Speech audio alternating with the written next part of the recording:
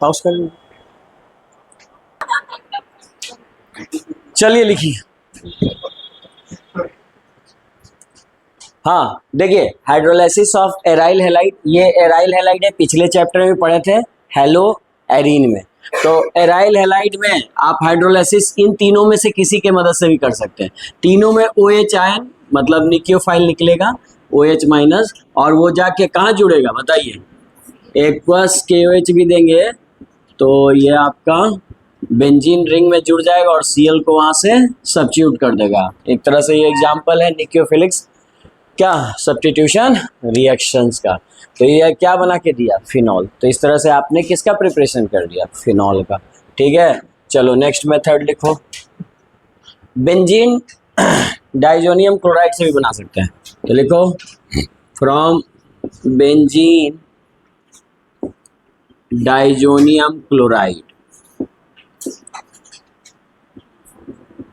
सबसे पहले ये बताओ कि बेंजीन डाइजोनियम क्लोराइड का फॉर्मूला क्या होता है, याद है आप लोग को, पिछले क्लास में कहाँ यूज किए थे।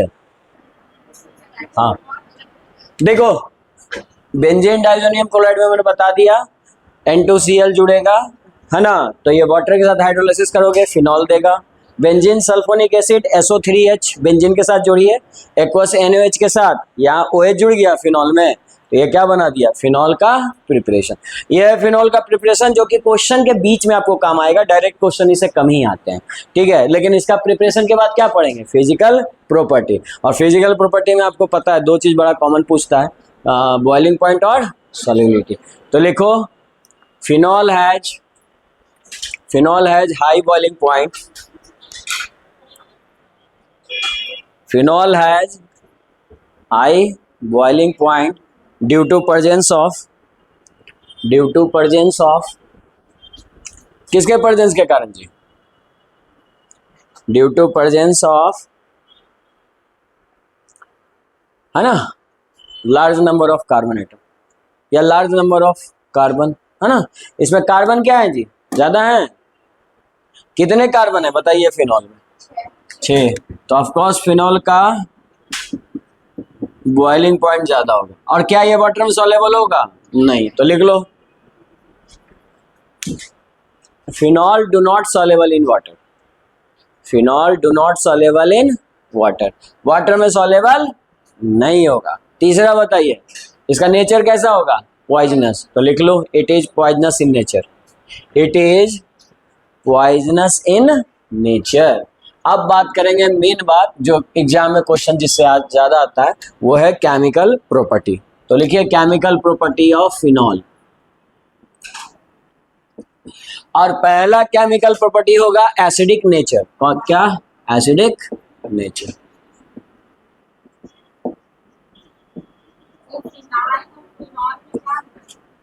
फिनाइल और फिनॉल में यही अंतर है कि फिनॉल को तो आप देख ही रहे हो, ठीक है, और कभी कभी क्या होता है कि मेन चेन ऐसा रहा और इसमें तुम्हारा बेंजीन रिंग जुड़ा हुआ है, तो आप गिनती किसको करोगे, मेन चेन यानी फंक्शनल ग्रुप के साथ करोगे। तो बेंजीन जब साइड चेन में रहेगा ना बाबू, तो उसको क्या बोलेंगे, फिनाइल। मतलब इस कंपाउंड का नाम लिखेंगे तो क्या लिखेंगे, 2 फिनाइल इथेनॉल। मतलब आप ये कह सकते हो कि फिनाइल किसे कहते हैं, जब बेंजीन रिंग साइड चेन में आता है। इसका यूज कब करते हैं, नोमेनक्लेचर मतलब नाम लिखने समय। और फिनॉल एक खुद ही क्या है, ऑर्गेनिक कंपाउंड है, जब बेंजीन में कौन सा फंक्शनल ग्रुप जुड़ा हो, OH।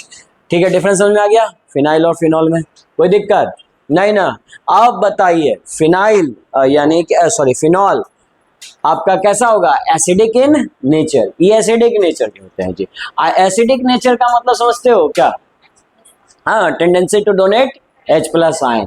जिनका H+ आयन डोनेट करने का टेंडेंसी हो उसको हम क्या कहेंगे, उसको हम लोग फिनॉल मतलब ये एसिडिक कहेंगे।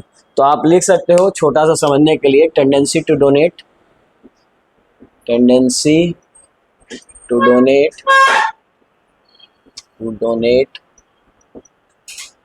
H+ ions.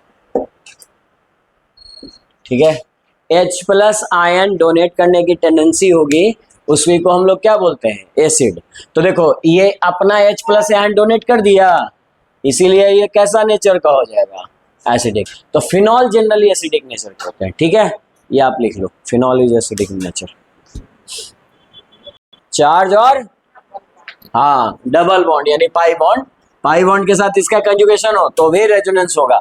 तो फेनोक्साइड भी कैसा हो जाएगा, मोर स्टेबल कंपाउंड या मोर स्टेबल। क्यों होगा भाई मोर स्टेबल, ड्यू टू, लिख लो, due to resonetic structure, due to resonetic structure. तो फिर ये कंपाउंड किस डायरेक्शन में जाएगा, ये आपका क्या बना देगा जी, एसिडिक कंपाउंड बना। ये हाइड्रोजन आयन डोनेट करके फेनोक्साइड बनाना चाहेगा, बिल्कुल चाहेगा, क्योंकि ये स्टेबिलिटी इसकी बढ़ती है रेजोनेंस के कारण, घटती नहीं है ये। अच्छा बताओ ये अनस्टेबल क्यों हो रहा है, कोई सब्सटेंस अनस्टेबल होता है, चार्ज पार्टिकल। अब ये चार्ज पार्टिकल इस पे प्रेजेंट है तो ये कैसा फील करेगा, अनस्टेबल। मतलब अब आप ही पे 5 किलो वजन डाल दिया जाए सर पे और कई घंटे भर से रखे रहो तो आप कैसा फील करोगे, थोड़ा अनस्टेबल फील करोगे, लगे इसको हटाओ। अब इसको हटाने के लिए रिंग क्या बोलता है, ठीक है ये प्रेशर एनर्जी हमको डिस्ट्रीब्यूट कर दो, सब में बट जाएगा, क्योंकि आप जानते हो ऑर्थो पैरा पोजीशन पे चार्ज घूमता रहेगा। तो चार्ज क्या हो गया, डिस्पर्स हो गया। डिस्पर्स मतलब वो आपका डिवाइडेड हो गया 4 लोगों के बीच में, तो आपका बर्डन कम हुआ कि नहीं, तो आप कैसा फील करोगे, स्टेबल। ठीक है, तो ये है रीजन स्टेबिलिटी का। रेजोनेंस बेसिकली क्या करता है कि चार्ज को डीलोकलाइज यानी मूवमेंट करता रहता है और एक पे ज्यादा बर्डन नहीं आता है, जिसके कारण रिपल्सन कम होता है, और रिपल्सन कम होने के कारण स्टेबिलिटी ज्यादा होती है। तो इस तरह से रेजोनेंस स्टेबिलिटी बढ़ाता है। और बाकी चार्ज का रोटेशन आप जानते हो, ऑर्थो पैरा पोजीशन पे ही हमेशा वो रोटेट करता रहेगा, तो इस कारण से उसकी स्टेबिलिटी ज्यादा होगी। बोलिए कोई दिक्कत। तो कभी भी आपसे ये बोर्ड में पूछा हुआ क्वेश्चन है, why phenol behave as acidic in nature, या why phenol is acidic in nature, क्या रीजन दोगे, लिखो ये क्वेश्चन, ये पूछा हुआ है फिनॉल, ये सीबीएसई बोर्ड में पूछा हुआ क्वेश्चन है कि फिनॉल क्यों एसिडिक नेचर का बिहेव करता है। आंसर तो ऊपर लिखा हुआ है लेकिन क्वेश्चन लिख लो, ये 2 मार्क्स में आएगा जी एग्जाम्स में।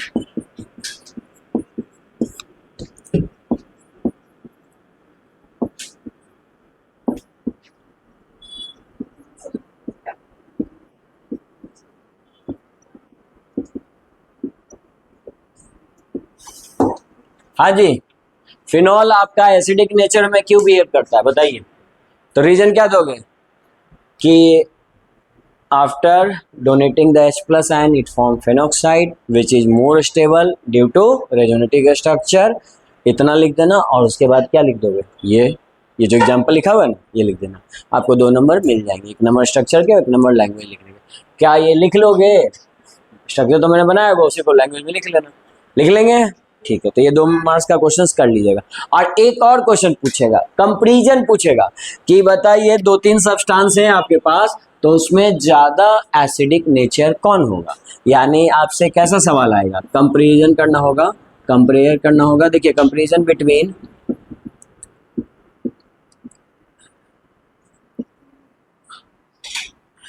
तीन सब्सटेंस हम लेते हैं,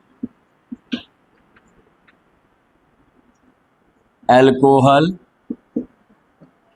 वाटर और फिनॉल एंड फिनॉल। इन तीनों में बताइए ज्यादा एसिडिक कौन होगा। Comparison between alcohol, water and phenol, इन तीनों में सबसे ज्यादा एसिडिक कौन होगा। तो आइए तीनों, सबसे ज्यादा फिनॉल, फिर उसके बाद, ठीक है। और उसका रीजन देख लीजिए बस, यहाँ पे सही जवाब है आप लोग का। देखिए फिनॉल है और इसके पास OH है, ठीक, और उसके बाद कौन है, वाटर, HOH, ऐसे लिख लो, ये वही बात है जैसे भी लिखना चाहो, HOH, ठीक। और लास्ट कौन है, अल्कोहल। अल्कोहल में क्या जुड़ता है, R ग्रुप जुड़ता है, अल्काइल ग्रुप, अल्काइल OH। देखो तीनों एसिडिक बनेंगे, कब बनेंगे बताइए, तीनों एसिडिक कब बनेंगे, जब तीनों में क्या ब्रेक हो, क्या डोनेट करें, H plus ion, H plus ion, H plus ion, तीनों डोनेट किया, ठीक है। लेकिन डोनेट करने के बाद जो एनायन बना, देखिए ये बना फेनोक्साइड, ये क्या बना, फेनोक्साइड। ये क्या बना जी, आपको पता है OH माइनस, ये H आयन दे चुका है, ठीक है, एसिडिक इन नेचर। ये भी H आयन दे दिया, तो ये कैसा बना, चलो आप ना ऐसे लिख लो CH3 आपको समझने के लिए। चलो बोलो, ये अल्कोहल है, ये CH3 और ये C2H5 कर लो, या R लिखे हो तो R भी रहने दो, कोई दिक्कत नहीं। अब बताइए, यहाँ पे भी माइनस चार्ज आया और H प्लस साइन आ गया, आ गया।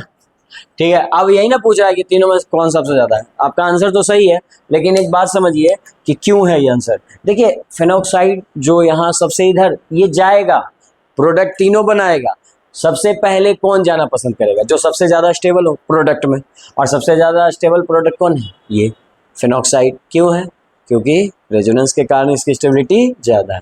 आइए इसमें बात करते हैं। इसमें कोई इफेक्ट नहीं है, OH माइनस है, लेकिन इसमें एक इफेक्ट है C2H5 में। क्या है जी इफेक्ट? इसको बनाइए ऐसे, थोड़ा और अच्छे से लिखिए। क्या इफेक्ट लग रहा है इसमें, बताओ। ये एल्काइल ग्रुप का बिहेवियर कैसा होता है? इलेक्ट्रॉन डोनेटिंग या इलेक्ट्रॉन विड्रॉ? Electron donating. अब बताओ, ये इलेक्ट्रॉन डोनेट करेगा। एक तो इस पे पहले से नेगेटिव चार्ज है, ऊपर से और ये इलेक्ट्रॉन डोनेट कर रहा है, तो क्या होगा? रिपल्सन बढ़ जाएगा, तो स्टेबिलिटी क्या हो जाएगी? घट जाएगी। तो क्या ये इथेनॉल माने अल्कोहल जो है इस फॉर्म में जाना चाहेगा? नहीं। इस फॉर्म में नहीं जाएगा तो आयन निकलेगा नहीं, यानी कि ये सबसे वीक एसिड होगा। ये एसिडिक बिहेवियर नहीं करेगा, H प्लस आयन डोनेट करने की इसकी इच्छा नहीं होगी, क्योंकि स्टेबिलिटी और घट रही है। क्यों घट रहा है समझ में आ रहा है ना? कोई दिक्कत? तो एग्जाम में इतना एक्सप्लेनेशन तो नहीं पूछेगा, लेकिन ये क्वेश्चन पूछेगा कि बताइए आपके पास 3 सब्सटेंस है, आपके पास है फिनॉल, एसिडिक स्ट्रेंथ कंपेयर करना है। लिखते जाओ जी बाबू। देखो यहाँ एसिडिक स्ट्रेंथ कंपेयर करना है, तो सबसे पहले कौन होगा? फिनॉल और वाटर और अल्कोहल, इन तीनों में सबसे ज्यादा कौन होता है? एसिडिक।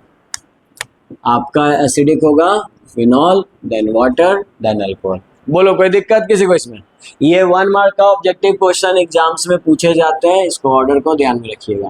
और उसका रीजन आपके सामने है कि सबसे ज़्यादा स्टेबल कंपाउंड ये है, फिर ये, और ये तो बिल्कुल अनस्टेबल है, क्योंकि ये इलेक्ट्रॉन डोनेट करने के कारण अनस्टेबल हो जाता है। ठीक है, तो ये लिख लो, ये आपका और अनस्टेबल हो जाता है। आइए, तो मोर स्टेबल होता है, लिखा हुआ है more stable due to resonance. उसका स्ट्रक्चर कैसा बनता है? रेजोनेंस, इसके कारण। ठीक है, तो यहाँ तक राइट डाउन कर दीजिए।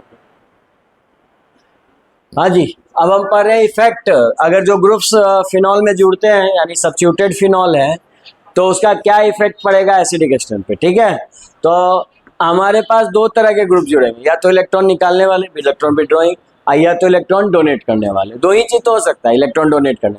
तो इलेक्ट्रॉन डोनेटिंग ग्रुप का एग्जाम्पल हम पूछ रहे हैं, लेकिन एक बात ध्यान रखिए कि आपका हमेशा इलेक्ट्रॉन विड्रॉइंग ग्रुप के बढ़ने से बढ़ेगा और इलेक्ट्रॉन डोनेटिंग ग्रुप के बढ़ने से घटेगा। चलिए आगे बताइए, इलेक्ट्रॉन डोनेटिंग ग्रुप का एग्जाम्पल। सिर्फ एल्काइल ग्रुप। एल्काइल ग्रुप किस में आता है? आप सिंपल सा बात लिख लो, एल्काइल ग्रुप, आपको आसानी से याद रहेगा। एल्काइल ग्रुप किस में आता है बोलो?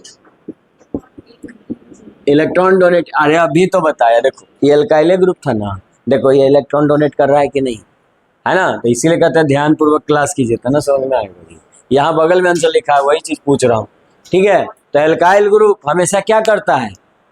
आपका इलेक्ट्रॉन डोनेट करता है, इसीलिए इलेक्ट्रॉन डोनेटिंग ग्रुप कहलाता है। इसके अलावा अब याद करने की जरूरत है, इसके अलावा जो भी है वो किस में आएगा? Electron withdrawing. चाहे जो भी आप बोल रहे थे ना, NO2 OH या जो भी है आप बोल रहे, तो कार्बोक्सिलिक एसिड ले लो, क्लोरीन ले लो, फ्लोरीन ले लो, ब्रोमीन ले लो, सब किस में आने वाला है? Electron withdrawing. लेकिन फिर भी एग्जाम में जो क्वेश्चन में ज्यादा लिखता है ना, वो लिखता है NO2 Cl, ये सब ज्यादा मिलेगा आपको ऑप्शन में। ठीक है, कोई दिक्कत? समझ आ गया? ठीक। तो अगर इतनी बात समझ में आ गई है, तो देखो सिंपल सा यहाँ पे क्वेश्चन आपको दिया जाए कि बताइए एसिडिक स्ट्रेंथ किसकी ज्यादा होगी। आपके पास फिनॉल है, आपके पास ये वाला फिनॉल है, लेकिन इसमें जुड़ा हुआ है CH3। बोलिए इन दोनों में ज्यादा एसिडिक कौन? क्या होगा? फिनॉल होगा ना। इन दोनों में ज्यादा एसिडिक कौन होगा? फिनॉल, क्योंकि इसमें कौन सा ग्रुप जुड़ा हुआ है? ईडीजी। और ईडीजी ग्रुप क्या करता है? ईडीजी ग्रुप अगर जुड़ा हुआ है तो ये क्या करेगा? Decreases the acidic strength. Acidic strength को क्या करता है? ये घटा देता है। आया बात समझ में? चलो एक और एग्जांपल से बात करते हैं। देखो ये इन दोनों में ज्यादा एसिडिक कौन? बोलो। ए और बी, इन दोनों में ज्यादा एसिडिक कौन? बी। ऑफ कोर्स बी ज्यादा होगा। क्यों होगा? क्योंकि ये कौन सा ग्रुप है? EW। और ये क्या करता है? Increases the acidic strength. बोलिए किसी को कोई दिक्कत नहीं ना? तो ग्रुप देखते ही बता दोगे कि कौन ज्यादा एसिडिक और कौन कौन कम एसिडिक। आ रहा बताइए, कम है वीक एसिडिक, या फिर एसिडिक स्ट्रेंथ को कौन घटाएगा कौन बढ़ाएगा। ठीक है, अब बताओ, ये आंसर लिख दिया, ये आपको सिंपल सा ऑब्जेक्टिव याद रहेगा कॉन्सेप्ट, तो आप आसानी से आंसर क्वेश्चन में तो बना लोगे, एग्जाम में बिल्कुल बन जाएगा सारे क्वेश्चन। मेरा बस बात ये है कि ऐसा क्यों हुआ, दोनों आपके सामने लिखा हुआ है, कोई भी बच्चा एक्सप्लेन करना चाहे तो बोल सकता है। देखो एक्सप्लेनेशन बता ऐसा क्यों, रीजन पे बोलना था। देखिए कुछ ऐसा लॉजिक है नहीं। देखिए एक बात बताइए, ये एसिडिक कब होगा? जब H आयन यहाँ से टूट जाएगा। अच्छा H आयन यहाँ से कब टूटेगा? H आयन जल्दी कब टूटेगा बताइए? यहाँ से H आयन जल्दी कब निकलेगा? यहाँ पे इसको बांध के कौन रखा है, मतलब जोड़ के कौन रखा है? ऑक्सीजन। ऑक्सीजन क्यों जोड़ के रखा है? क्योंकि ये तो प्लस में रहना चाहता है और ऑक्सीजन माइनस में, तो दोनों में अट्रैक्शन है, वो H में बांध के रखा है उसको। आ रहा समझ में? जिसको बॉन्डिंग कहते हैं, यहाँ पे केमिकल बॉन्डिंग है। जैसे ही यहाँ से निकल जाएगा इसमें प्लस चार्ज आ जाएगा, माइनस चार्ज आ जाएगा। अब एक बात बताओ, यानी कि ये electron density on oxygen atom, electron density on oxygen atom जैसे जैसे बढ़ेगा, tendency to loss of H+ ion घटेगा। जैसे जैसे इलेक्ट्रॉन डेंसिटी ज्यादा है तो जाने देगा इसको?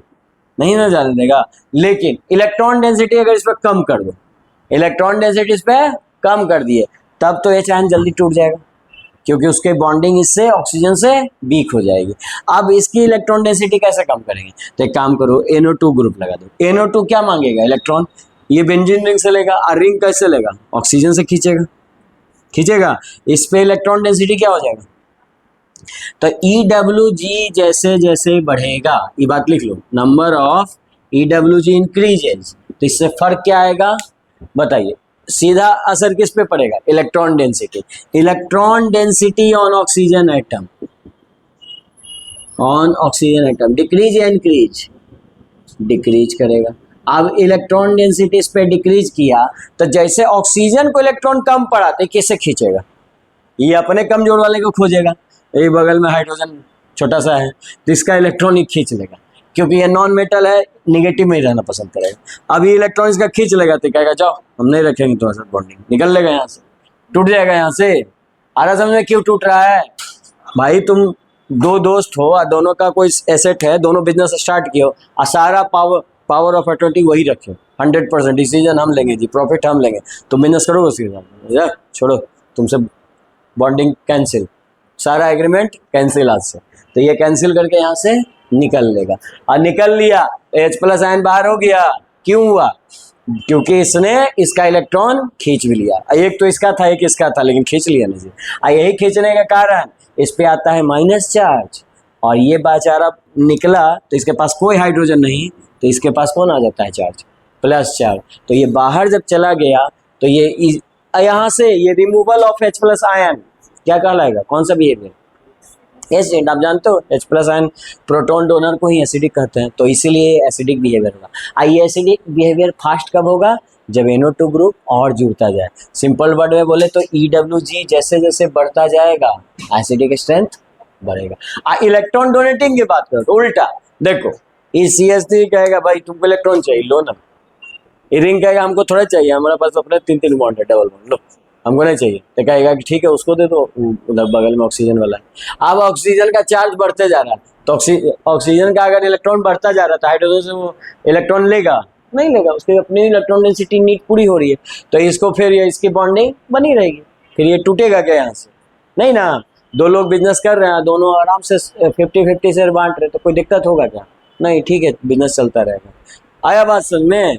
तो यहाँ पे भी बॉन्डिंग टूटेगी नहीं। तो जैसे जैसे इनकी संख्या और बढ़ेगी और इलेक्ट्रॉन डेंसिटी बढ़ेगा, और ये ऑक्सीजन किसी से बॉन्डिंग यहाँ हाइड्रोजन से इलेक्ट्रॉन नहीं लेगा, इस कारण से इसकी बॉन्डिंग यहाँ क्लीव होने की चांसेस कम है, ना के बराबर हो जाएगा। आया बात समझ में? तो इसीलिए इनके बढ़ने से एसिडिक स्ट्रेंथ क्या होता है? घटता है। ये बात समझ में आया? किसी को दिक्कत? तो electron density on oxygen atom decreases, ये बात लिख लो, तो एसिडिक स्ट्रेंथ क्या हो जाएगा? एसिडिक स्ट्रेंथ बढ़ जाएगा, क्योंकि H+ आयन चला जाएगा। ठीक है, कोई डाउट है किसी को इसमें? नहीं ना। तो देखो, इतनी बात समझ में आ गया है, तो आप बताइए कि मेरे पास 4 कंपाउंड है इस तरह से,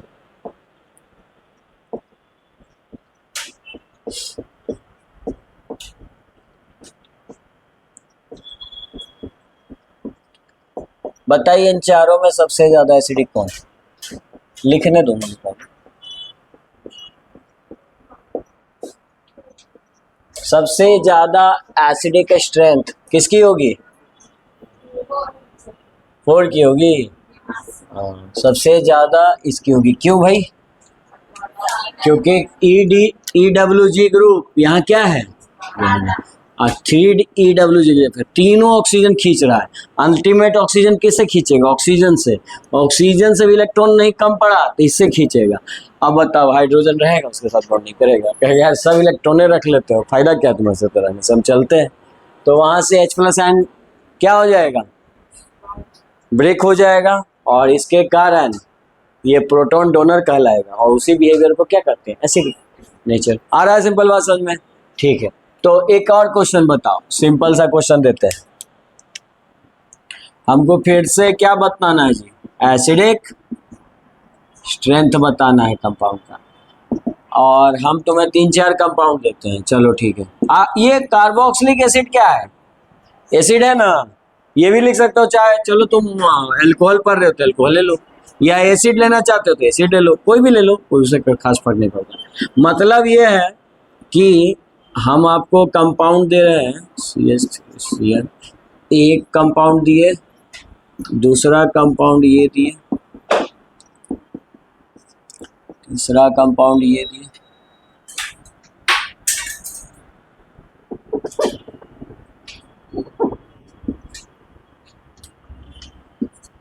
अब बताओ इन तीनों में कार्बोक्सिलिक एसिड है, या अल्कोहल भी रख सकते थे, बात वही है, उससे फर्क नहीं पड़ेगा। तो ये तीनों एसिड है, तो इसमें पूछेगा एसिडिक स्ट्रेंथ ज्यादा किसका होगा? कौन सा ऑप्शन? A, B, C।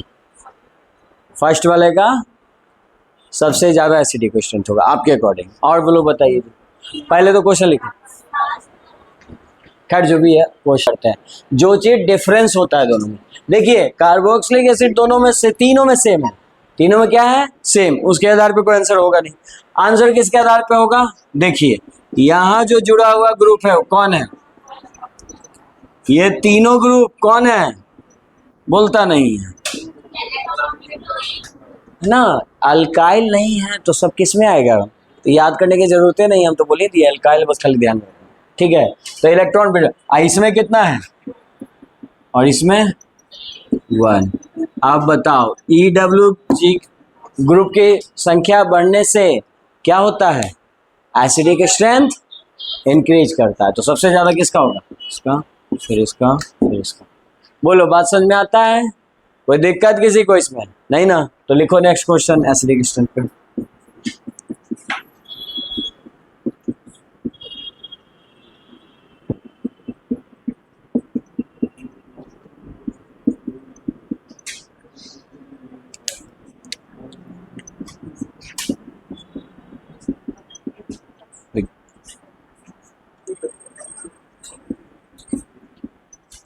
हाँ जी, इन दोनों में कौन ज्यादा एसिडिक होगा बताइए? चलिए ठीक है, फिलहाल आंसर बताइए। आंसर, इसका तो आंसर आपने बता दिया, EWG ग्रुप आया, इसमें नहीं है, तो ये यही ज्यादा एसिडिक होगा। और इसमें बताइए, इसमें दोनों में EWG ग्रुप है और दोनों में सेम ही है, तो कौन ज्यादा होगा बताइए? सेकंड वाला होगा, बिल्कुल सही जवाब। क्यों? क्योंकि देखिए ये ग्रुप से नजदीक है जी, इलेक्ट्रॉन निकालेगा, इस पे प्रभाव, इसका इफेक्ट ज्यादा पड़ेगा। ये थोड़ा दूर ना हो गया जी, तो इलेक्ट्रॉन निकालने में समय लगेगा, नहीं तो ज्यादा इफेक्ट कौन डालेगा? दोनों आपका इलेक्ट्रॉन विड्रॉ करेगा, लेकिन ज्यादा विड्रॉ कौन करेगा? ये पास वाले। आ रहा है समझ में? ये पास है इसलिए जल्दी विड्रॉ करेगा, तो ये आपका ज्यादा एसिडिक होगा। बोलो कोई दिक्कत नहीं। अब आपको बोला था कि बेंजीन रिंग जब भी आएगा तो उसमें एक रिएक्शन बड़ा कॉमन है, वो कौन है? Electrophilic substitution, aromatic substitution reaction. Electrophilic मतलब क्या? इलेक्ट्रोफिलिक मतलब क्या है? इलेक्ट्रोफाइल्स E प्लस चार्ज, ठीक है। इसमें कॉमन रिएक्शन बताया था पिछले चैप्टर में, क्या क्या था जी? बोलो। हैलोजेनेशन रिएक्शन, लिखो पहला हैलोजेनेशन, हैलोजेनेशन रिएक्शन। अब बताओ किसमें हैलोजेनेशन करेंगे? बोलता नहीं है। अरे भाई कौन किसकी प्रॉपर्टी पढ़ रहे हैं, भूला गए? फिनॉल, तो फिनॉल में हैलोजेनेशन करेंगे। रिएक्टेंट में क्या लेंगे? फिनॉल, और क्या जोड़ेंगे उसमें? कोई हैलोजन जोड़ दो, और क्या? ब्रोमीन जोड़ दो या क्लोरीन जोड़ दो, जो भी माने आपको, आप वो ऐड कर दो क्लोरीन। लेकिन सुनिए यहाँ पे मान लो ब्रोमीन है जोड़े, चलो ब्रोमीन जोड़ दो। ब्रोमीन जोड़े in presence of carbon disulphide, एक एसिडिक मीडियम में जोड़ते हैं, तो बताइए प्रोडक्ट क्या मिलेगा? आपको पता है कैसा प्रोडक्ट मिलेगा? और अच्छा ये कैसा डायरेक्टिंग है बताओ? ऑर्थो पैरा प्रोडक्ट देता है। क्यों देगा? क्योंकि जो इलेक्ट्रोफाइल्स बनेगा, यहाँ पे इलेक्ट्रोफाइल्स कौन बन रहा है बताओ? ब्रोमीन प्लस नहीं बनेगा जी। अब ब्रोमीन प्लस कहाँ जाके जुड़ेगा? ऑर्थो और पैरा दोनों पोजीशन पे। मेरा सवाल है दोनों में से किसको लिखे? मेजर कौन होगा? तो मेजर प्रोडक्ट हो जाएगा पैरा प्रोडक्ट, और ये आपका बन जाएगा ब्रोमीन, यहाँ आ जाएगा 4 ब्रोमोफिनॉल। बोलो कोई दिक्कत किसी को हैलोजिनेशन में? देखो यहीं पे अगर रिएजेंट हम बदल दिए, ये बहुत इंपॉर्टेंट रिएक्शन है, एग्जाम में पूछता है जी, लिखिए ये ऑब्जेक्टिव में क्या इंपॉर्टेंट है इसमें। देखो रिएक्शन लिखूंगा तो समझ में आ जाएगा। फिनॉल, अब फिनॉल का रिएक्शन हुआ ब्रोमीन के साथ, किसके प्रेजेंस में? वाटर, यानी ब्रोमीन वाटर लेते हैं। क्या लेते हैं? Bromine water. इलेक्ट्रोफाइल फिर से क्या बनेगा? बोलो बोलो। अरे वही बनेगा, और क्या? ब्रोमीन प्लस, इसको पढ़ेंगे क्या? ब्रोनियम। जैसे ईएम नहीं आता है, सोडियम ईएम आता है, उसी तरह से क्लोरोनियम नहीं ईएम आ रहा है, तो ये आएगा। खैर वो तो नाम छोड़ो। ये जुड़ेगा कहाँ? ऑर्थो पैरा पोजीशन पे। लेकिन सुनिए ये वाला सब्स्टिट्यूशन कैसा मिला? Mono substitution, mono substituted product. कैसा मिला? मोनो सब्स्टिट्यूटेड, एक ही सब्स्टिट्यूशन होगा, या तो ऑर्थो पे जोड़िए पैरा पे। लेकिन ये ना ये हाईली रिंग एक्टिविटी ग्रुप है, बहुत तेजी से रिंग में ये रिएक्शन करता है। इस कारण से ये पता ही नहीं चलेगा कि ऑर्थो पे जुड़ रहा है कि पैरा पे, ये लगेगा तीनों जगह जुड़ेगा। तो यानी कि इसको कैसा सब्स्टिट्यूशन बोलेंगे? Try substituted product. ये कैसा प्रोडक्ट देगा? Try substituted product. मतलब फिनॉल तो रहने दीजिए, लेकिन ब्रोमीन कहाँ कहाँ जुड़ेगा? बोलिए। यहाँ पे भी, और यहाँ पे भी, और यहाँ पे भी।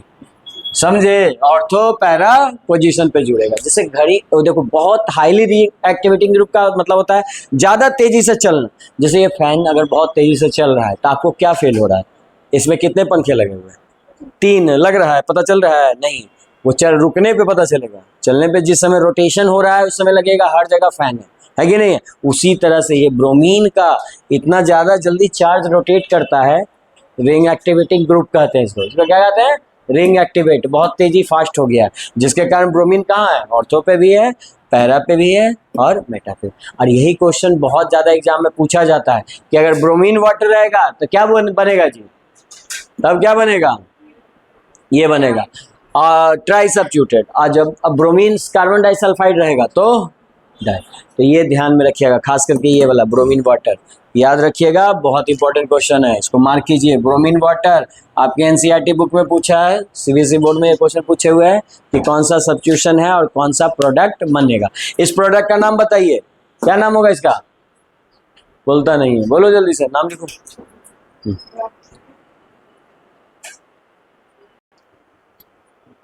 तो देखिए दो तरह के कंपाउंड्स और बनते हैं, नाइट्रेशन में आपका नाइट्रिक एसिड जुड़ेगा और NO2 बनेगा, मोनो सब्स्टिट्यूशन मिलेगा। जब एसिड कैसा हो? डाइल्यूटेड हो, और जब कंसंट्रेटेड रहेगा तो ट्राई सब्स्टिट्यूटेड मिलेगा।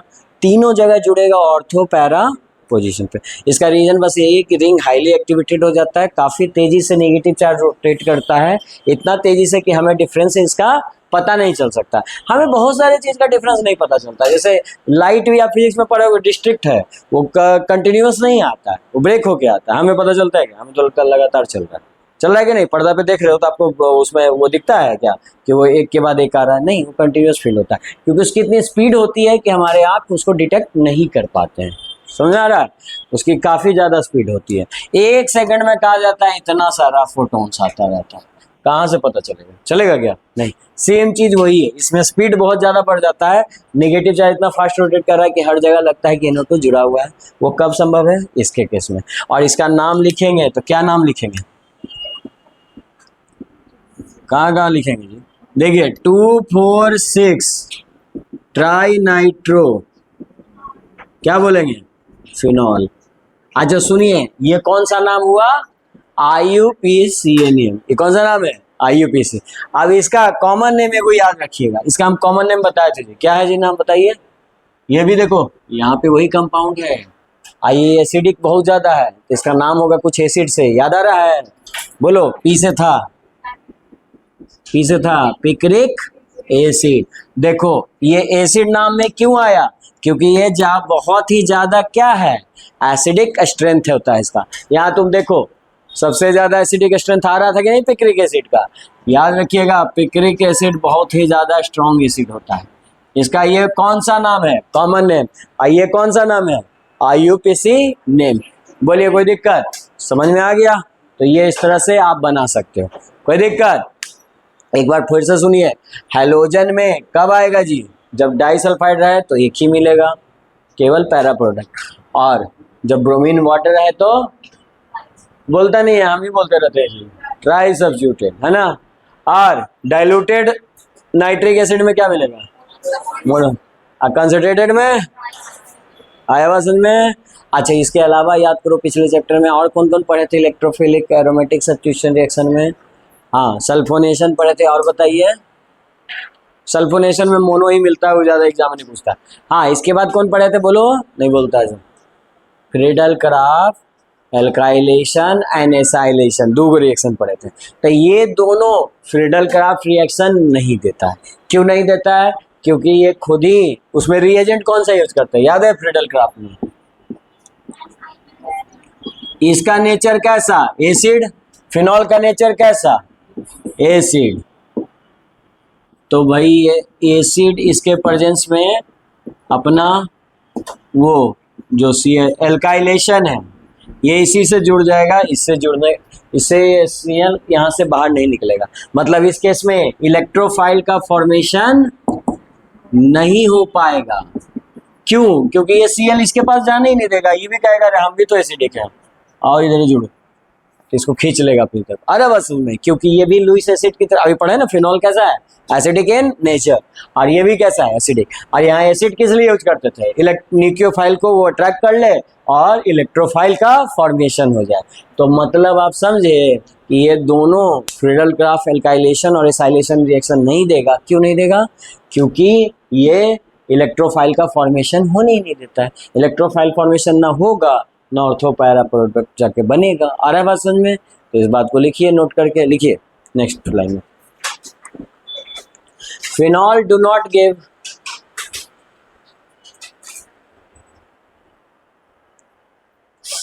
Phenol do not give Friedel craft alkylation and acylation reaction.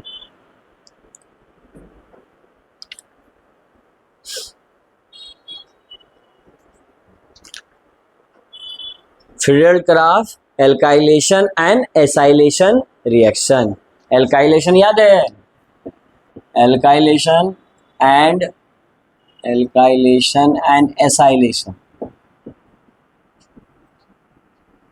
Acylation ये दोनों रिएक्शन नहीं बनाएगा जी. Friedel-Crafts alkylation और acylation रिएक्शन दोनों नहीं देगा. तुम्हारे लिए अच्छा है, याद करने की जरूरत नहीं. अच्छा रीजन बताओ, क्योंकि ये क्या करता है? फॉर्मेशन ऑफ इलेक्ट्रोफाइल बनने नहीं देता है. तो लिखो बिकॉज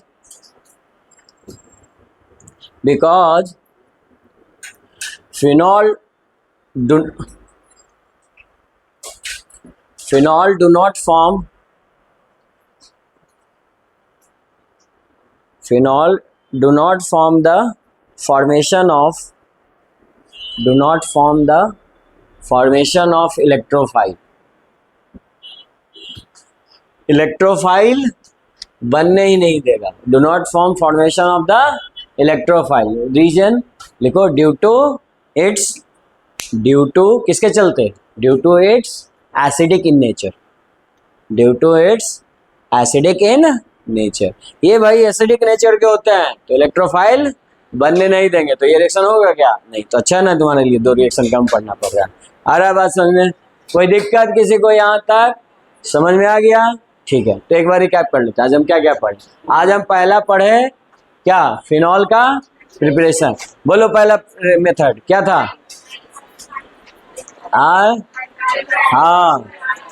हाँ वो तो पिछले चैप्टर में पढ़े थे. एक्वस NaOH के साथ हाइड्रोलाइसिस कर सकते हैं, KOH के साथ कर सकते हैं. और हाँ आगे बताइए. दूसरा बेंजीन डाइजोनियम क्लोराइड. याद है ना? डायो एजो मतलब N2 की बात हो गया, Cl हो गया क्लोरीन. अब बेंजीन तो जानते हो, यानी N2Cl जुड़ जाए बेंजीन में तो बेंजीन डाइजोनियम क्लोराइड. इसका एक और रिएक्शन में पिछले चैप्टर में यूज किया था. कहाँ?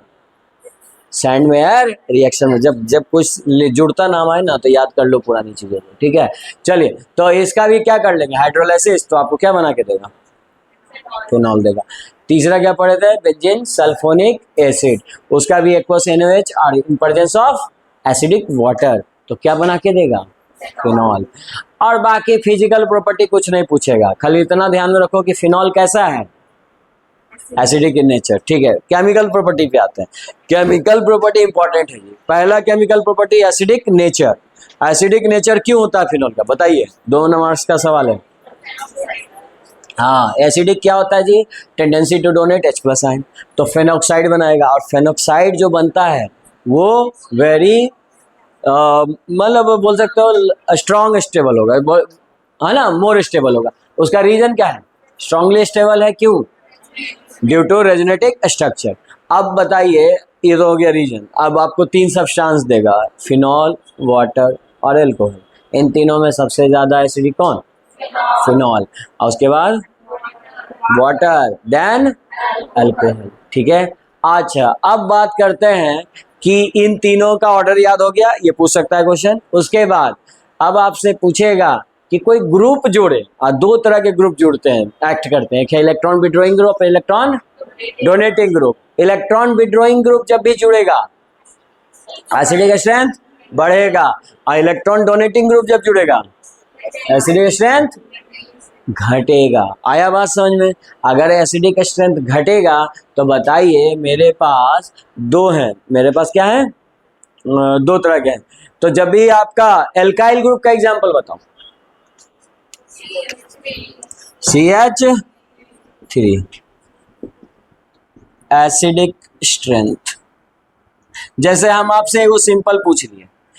देखो ये कार्बोक्सिलिक एसिड है, ये आगे के चैप्टर का पढ़ा रहे हैं, अगला चैप्टर का तैयारी अभी हो रहा है. नहीं वहां भी यही सब बात रिपीट करेंगे जी. एसिडिक स्ट्रेंथ जैसे देखो ये क्वेश्चन है अभी दोनों में, तो ये दोनों सेम है कि नहीं है? तो हम पूछे दोनों में ज्यादा एसिडिक कौन? बोलो. क्यों? हाँ क्योंकि इसमें कोई इलेक्ट्रॉन डोनेटिंग ग्रुप है क्या? नहीं. इसमें एक ही दिखा. तो इलेक्ट्रॉन डोनेटिंग ग्रुप के बढ़ने से एसिडिक स्ट्रेंथ क्या होता है? घटता है. तो इसका घट गया. यही काम तो मिथेनॉल में कर लो. अभी हम बोले था ना मिथेनॉल सबसे ज्यादा एसिडिक होता है कि नहीं? बताओ क्यों? वही बात है. इसमें एक ही है इलेक्ट्रॉन डोनेट, इसमें कितना है? दो दो, तो ये ज्यादा होगा इसमें। आ रहा है समझ में क्यों ज्यादा हुआ? तो ये कौन सा किसके आधार पे बता रहे हो? Electron donating group. Electron withdrawing group के सवाल हमने बहुत सारे किए नहीं। ये देखो, जितने ज्यादा इलेक्ट्रॉन विड्रॉइंग ग्रुप होंगे वो सबसे ज्यादा एसिडिक होगा, और जब 3-3 नाइट्रो होगा तो उसका नाम क्या होगा? पिक्लेस। इसमें बहुत सारे सवाल के वो बनाइएगा। अगला बताइए, दूसरा क्या था? Electrophilic aromatic substitution reaction. Halogenation की बात करें तब ब्रोमीन अगर लेंगे किसके प्रेजेंस में? कार्बन डाइसल्फाइड में, तो कैसा देगा प्रोडक्ट? मोनो सब्स्टिट्यूशन, हमेशा पैरा पोजीशन पे। और ट्राई सब्स्टिट्यूटेड के लिए कौन सा यूज करेंगे? Bromine water, bromine water. ये क्वेश्चन ऑब्जेक्टिव में पूछ लेगा कि यहाँ से यहाँ लिखा हुआ है, यहाँ नहीं लिखा हुआ, पूछा एक्स क्या है, आपको बोलना पड़ेगा ब्रोमीन वाटर है। ऐसा क्वेश्चन है आपके बुक में, देखिएगा। अच्छा, नाइट्रेशन में बताइए, नाइट्रेशन में डाइल्यूटेड नाइट्रिक एसिड रहा तो ना डाइल्यूटेड रहेगा, कमजोर है ना, तो कहाँ से बनाएगा 3-3 को? तो ये बनाएगा मोनो। और कंसंट्रेटेड रहेगा तो इसका नाम बस बहुत स्ट्रॉन्ग एसिड है, इसलिए इसका नाम क्या है? एसिड ही है, पिक्रिक एसिड। और ये फ्रीडल क्राफ्ट फर्टिलाइजेशन और एसाइलेशन रिएक्शन नहीं देगा। क्यों नहीं देगा? हाँ, ये इलेक्ट्रोफाइल्स का फॉर्मेशन होने नहीं देगा। क्यों नहीं देगा? हाँ, जो एसिड का कहा तो तुम बनाते जी, हम ही बना देंगे, है ना, हम भी तो एसिड हैं। आ रहा बात समझ में? तो ये हो गया क्या? HNO3 ये इसके साथ रिएक्शन कर रहा है तो कर रहे हो, तो यहाँ पे कोई रिएजेंट थोड़े लेना है, ये तो एसिडिक बिहेवियर शो कर ही रहा है, ठीक है। ये अपना H आयन डोनेट किया और ये NO2 बन रहा है, तो सही है, इसमें क्या दिक्कत है ना। ये क्योंकि बहुत ही स्ट्रॉन्ग एसिड होता है, ये अपने आप को ऑक्सीडाइज कर लेगा, ठीक है, ये नहीं करेगा, ये इसकी मदद से हो रहा था, लेकिन ये जो काम कर रहा है वो तो यही कर देगा यहाँ पे, ठीक है। हाँ जी, यहाँ तक कोई दिक्कत किसी को नहीं ना? तो ये था तुम्हारा फिनॉल का केमिकल प्रॉपर्टी और प्रिपरेशन कंप्लीट हुआ, ठीक है। नेक्स्ट क्लास में आप लोग समरी कॉपी लेके आइएगा, हम लोग पहले समरी लिख लेंगे फिर आगे पढ़ेंगे, ठीक है।